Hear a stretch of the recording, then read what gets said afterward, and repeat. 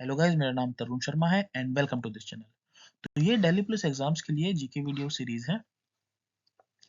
इसके अंदर मैं क्या कवर कर रहा हूँ, एसएससी के जो एग्जाम है स्टेनो वाले और जो एसएससी फेज वाले एग्जाम हुए और जो सीएचएसएल के फिलहाल अभी जो आंसर की है उसके जो एग्जाम हुए हैं उनके एनालिसिस के थ्रू मैं बताऊंगा कि क्या चीज इंपॉर्टेंट है। जीके के कुछ कुछ टॉपिक और मेन रहेगा मेरा करंट अफेयर। जितना मेरे से पॉसिबल होगा मैं उतना कराऊंगा। बाकी मैंने एसएससी के एग्जाम्स निकाले हुए हैं, डीएसएसबी के एग्जाम्स भी निकाले हुए हैं। फिलहाल अभी मैं जॉब कर रहा हूँ, गवर्नमेंट जॉब भी कर रहा हूँ। ये मैं आपको इसलिए बता रहा हूँ क्योंकि मैंने इतने एग्जाम्स निकाले हैं, मैं किस तरीके से पढ़ता था, किस तरीके से एनालिसिस करता था, वो मैंने इन वीडियो में बताया है। अब क्या ये वीडियो सफिशियंट है जो मैं बना रहा हूँ? तो इस वीडियो को आप एज ए डायरेक्शन की तरह ले सकते हैं, गाइडेंस की तरह। बाकी आप जो पढ़ रहे हो उसको पढ़ते रहो, लेकिन इस वीडियो को देखोगे तो आपको समझ आएगा, हाँ भाई, कि क्या आपकी जो प्रिपरेशन है वो सही जा रही है या नहीं जा रही है। बाकी ये मेरा एसएससी सीजीएल का स्कोर कार्ड है।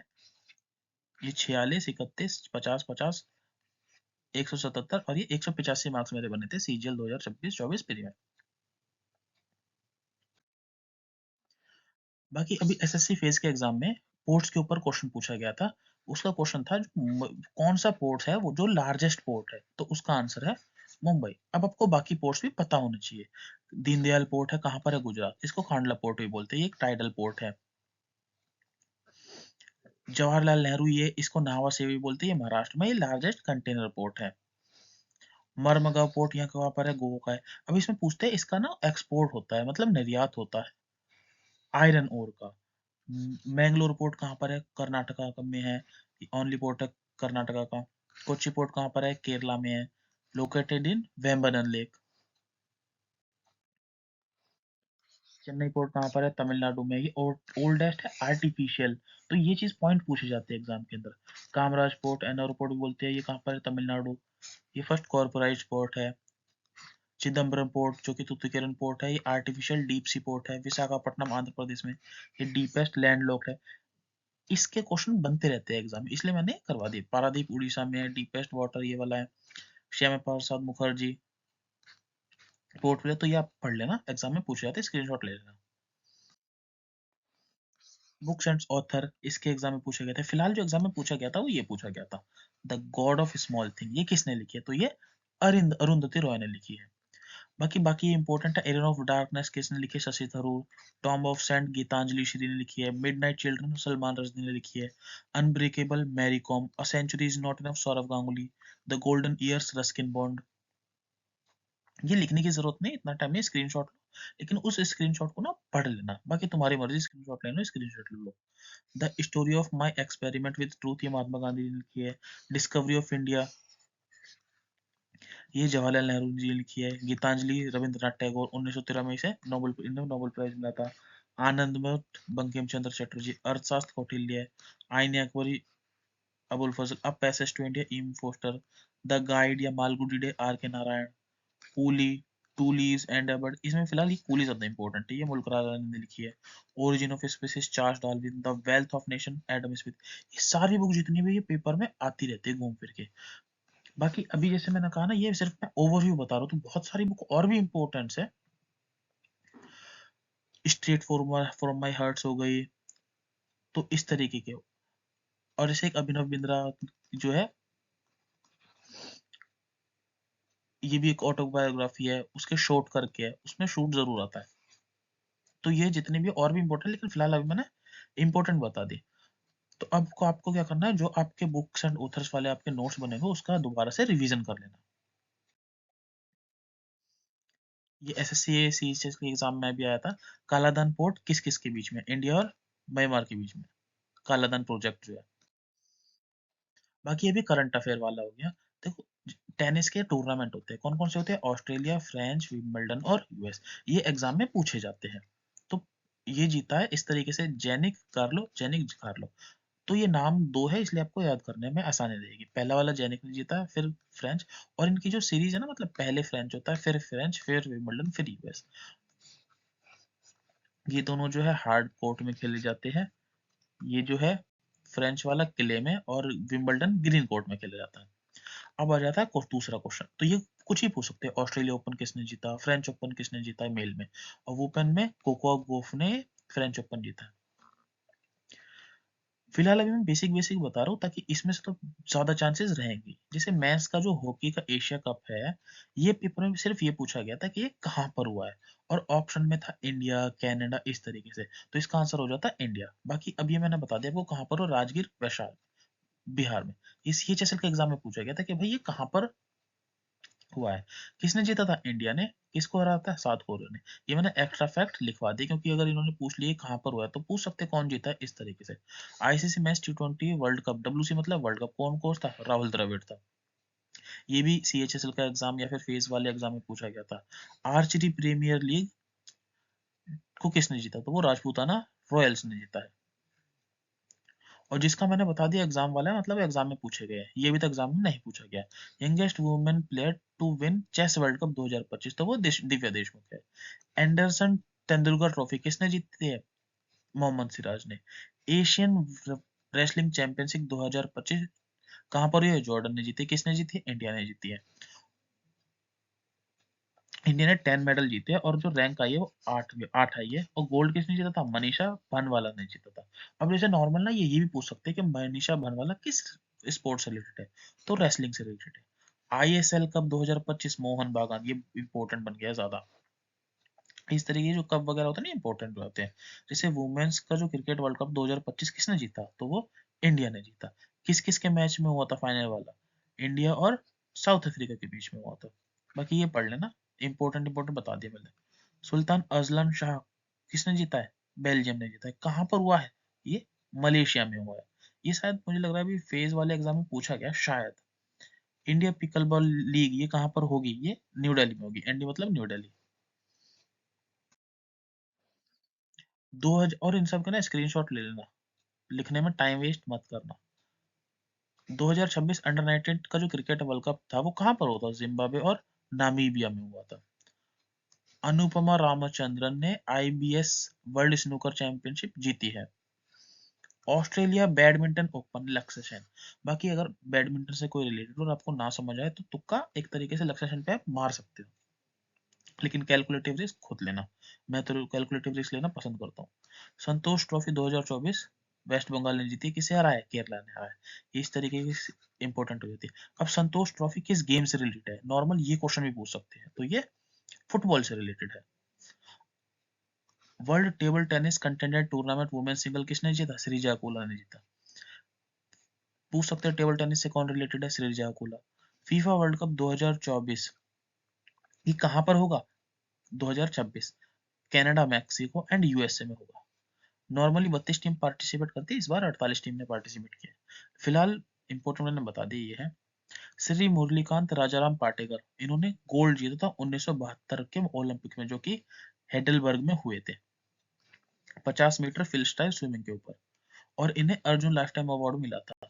बाकी एक मूवी आई थी चंदू चैंपियन करके, वो इन्हीं के ऊपर की जो है फिल्म में बनी, और ये बहुत अच्छी मूवी, आपको ये देखनी चाहिए। अभी कुछ प्लेयर्स हो गए और उनके किस स्पोर्ट से रिलेटेड है, ये नॉर्मल पेपर में पूछे जा सकते हैं, और जितने इंपॉर्टेंट है मैंने सिर्फ वही बताए हैं। पहला है Achanta Sharath Kamal, table tennis. Vandana Kataria, hockey. Manuel Frederick, hockey. Rohan Bopanna, tennis. Sheetal Devi, para archery. Janvi Jindal, skating. Manuja Vala, hammer throw. Anahat Singh, squash. Ajeet Singh, javelin throw. बाकी एक क्वेश्चन था, ये सीएचएसएल में आया था, वॉलीबॉल को कब ओलंपिक में ऐड किया गया, तो वो 1964 में। इंडिया ने कब पार्टिसिपेट किया ओलंपिक में, इंडिया ने, ये आपको अब बताना, और ये पेपर का क्वेश्चन बना हुआ है, एसएससी के एग्जाम में ही बनाया है। कमेंट में कर कमेंट जरूर बताना, नेक्स्ट वीडियो में इसका मैं जवाब। बाकी एक अपॉइंटमेंट आई थी पेपर के अंदर, IARI, Indian agricultural research institute, और इसके अंदर भी मेरा सिलेक्शन हुआ है असिस्टेंट की पोस्ट पे, लेवल 6। तो इनके जो हेड है वो है चिरुकुमाली श्रीनिवास राव। अब आती है स्कीम्स, और स्कीम्स के ऊपर बहुत सारे क्वेश्चन बन रहे हैं। जैसे अभी जो क्वेश्चन बना था वो ये बना था, पीएम किसान योजना में जो इंस्टॉलमेंट मिलती है वो कितनी मिलती है, तो वो 6000 मिलती है। अब आपको ये पता होना चाहिए इसके फुल फॉर्म क्या है, प्रधानमंत्री किसान सम्मान निधि योजना। तो ये फार्मर को मिलती है 6000 साल के मिलते हैं, और तीन इंस्टॉलमेंट आती है 2000 की हर 4 मंथ में। तो ये बेसिक सी डिटेल आपको पता होनी चाहिए। अब आते हैं स्टैंड अप स्कीम। क्वेश्चन भी पूछा गया था पेपर में, मतलब इसका बेनिफिट क्या है, मतलब एक तो ये एक जो है एक तरीके से कोलेट्रल फ्री लोन है। कोलेट्रल का मतलब होता है कोई चीज जो ऋण में गिरवी रखी जाती है ना, उसको बोलते हैं कोलेट्रल।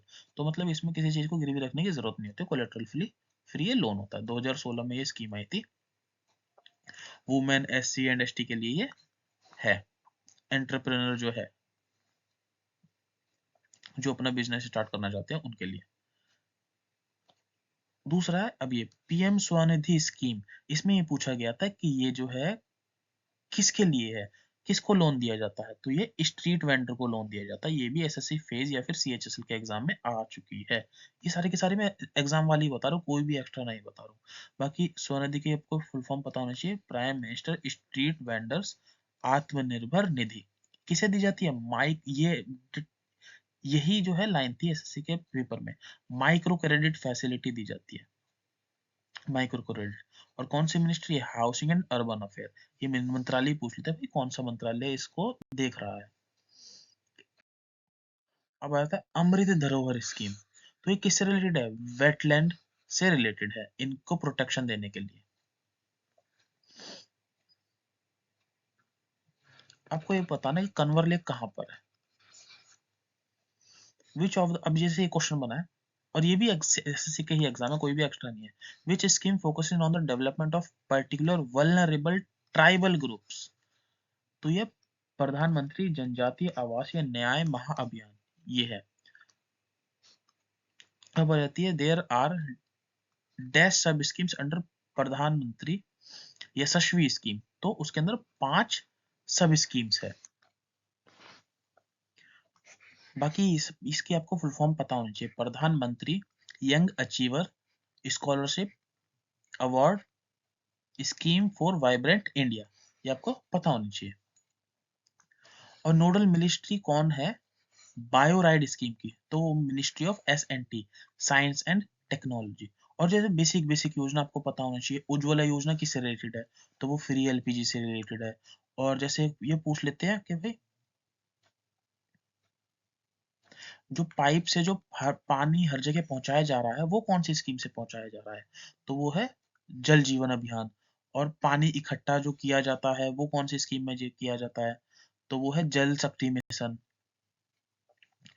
और जो घर किस स्कीम से तहत बनाए जाते हैं, तो वो PM आवास योजना। तो ये बेसिक बेसिक क्वेश्चन पूछे जा रहे हैं एग्जाम में, तो ये आपको पता होने चाहिए।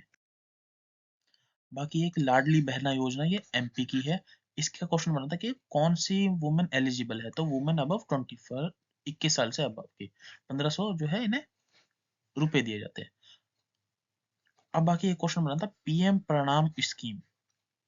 इसकी पहले आप फुल फॉर्म पढ़ो, प्रधानमंत्री programme for restoration awareness generation nourishment and amelioration for mother अर्थ।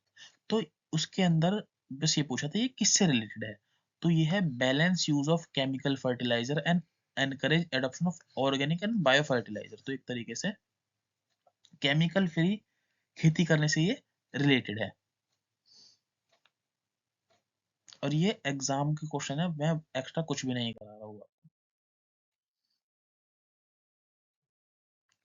बाकी ये मैं पहली वाली क्लास में करवा चुका हूँ, लेकिन आपको ये रिवीजन को खुद पढ़ना है। इसकी फुल फॉर्म आपको पढ़नी है ये सब, क्योंकि बिना रिवीजन किए आप कोई फायदा नहीं है, आप कुछ भी पढ़ते हैं कोई मतलब नहीं है। तो 1 मिनट तो इसको रिवाइज करो कि आपको रिकॉल कर पा रहे हो या नहीं कर पा रहे हो। ये चीजें आप खुद रिवाइज करो, ये आपको एग्जाम में आएगी। ये लास्ट क्लास में मैं करवा चुका हूँ, खुद आप रिवाइज करो इसका। ये करंट अफेयर, जैसे ग्रामीण भारत महोत्सव नरेंद्र मोदी, 2024 का साहित्य अकेडमी अवार्ड इस नाइट स्पिरिट नाइट किसे मिला, ईस्टर्न कायर को मिला। ये भी ये फेज वाले एग्जाम में पूछे गए हैं। तो इसको आप खुद पढ़ो, क्योंकि मैं करवा चुका हूँ लास्ट क्लास में, तो रिवीजन आपको खुद करना है। स्क्रीनशॉट ले लो ये सारे के सारे। तो ऑल द बेस्ट। बाकी आपके अगर कोई भी डाउट हो तो कमेंट सेक्शन में आप कमेंट कर देना, मैं जरूर बता दूंगा। और टेलीग्राम चैनल ज्वाइन कर लेना। कोई भी इंपॉर्टेंट PDF जो भी होते हैं मैं ग्रुप में शेयर कर देता हूँ। तो ऑल द बेस्ट, अच्छे से पढ़ते रहे।